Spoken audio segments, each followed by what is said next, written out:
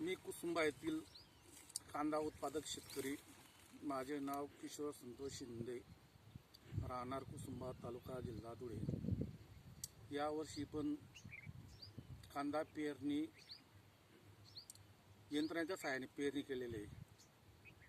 माझा आता या 15 एकर कांदा आहे आणि हा कांदा झाला आता साडेतीन महिन्याचा कांदा झाला आहे. आत्ता याला 0050 आणि चमत्कारची फवारणी केली गेली. आता शेवटचं पाणी दिलं गेलं आहे. 8-10 दिवसात कांदा येईल भाऊ असं.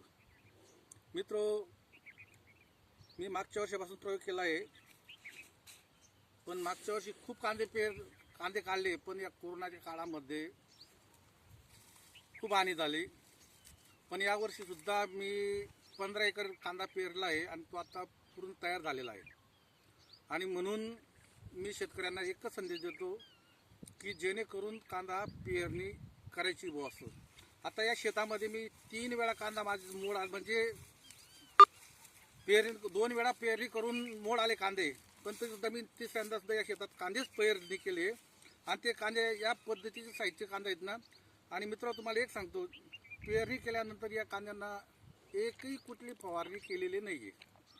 फक्त 2 वेळा तणनाशक फवारणी केले, 2 वेळा खत दिलं आहे. खत पण ते दोघं वेळेस 24-24-0 आणि 10-26-26 एक बॅग, आणि त्याच्यामध्ये बाय पॉवर गोल्ड टाकलेलं आहे. कीटकनाशक कुठलीच फवारणी नाही आहे. आत्ता माझा कांदा 3.5 महिन्याचा झाला, अजून 8-10 दिवसात काढणीवर येईल. म्हणून मित्रांनो, आता मी तुम्हाला कांदे पण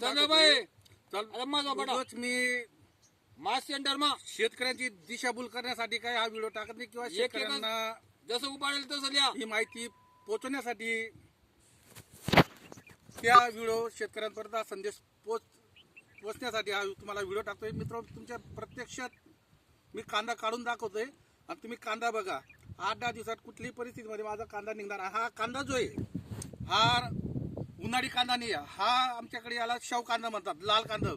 बाकीकडे प्रत्येक एरियामध्ये त्या कांद्यांना नाव दिलं जातं. बागलांमध्ये किंवा सटाणा नामकोटमध्ये या कांद्याला रांगडी कांदा म्हटलं जातं.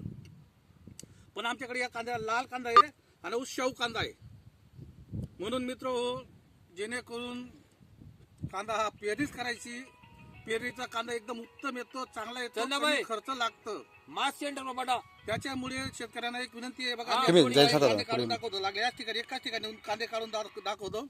मित्र, हे बघा कांदे, पेरलेले कांदे.